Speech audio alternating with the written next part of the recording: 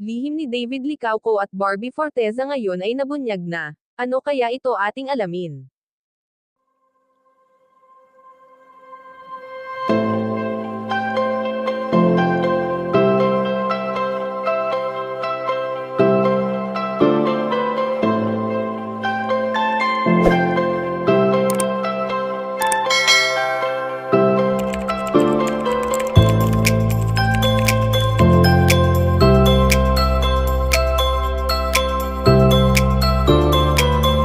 Nakakalungkot man ang naging pasok ng taon para sa dating magkasintahan na sina Jack Roberto at Barbie Forteza na kamakailan lang ay makikita natin ang pagiging masaya pa nila sa piling ng isa't isa.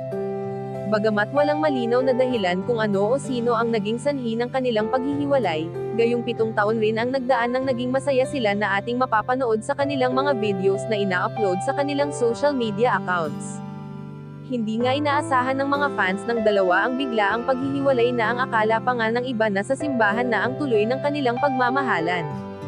Masakit man kung iisipin, ngunit alam naman natin na maayos nilang napag-usapan ang bagay na ito kaya naman magpasa hanggang ngayon ay tahimik na lang sila at patuloy lamang sa kani-kanilang buhay. Ngunit sa ngayon nga na naiuugnay si Binibini kay Ginoo na marami nga ang natutuwa sa kanilang tambalan na kilig at saya ang hatid sa ating mga taga-suporta. Sa ngayon nga ay ayon sa aming impormasyon na nakalap na nabunyag na ang lihim nina David Licauco at Barbie Forteza kung paano nila nakakaya ang mga eksenang kanilang nagagawa. Banyag ng dalawa ay nagpapakatotoo lamang sila sa kanilang sarili, lalo na at matagal na rin silang nagsasama kaya naman hindi na mahirap para sa kanila ang kanilang mga ginagawa. Kayong mga kachika, anong masasabi nyo dito? Please leave the comment and don't forget to subscribe.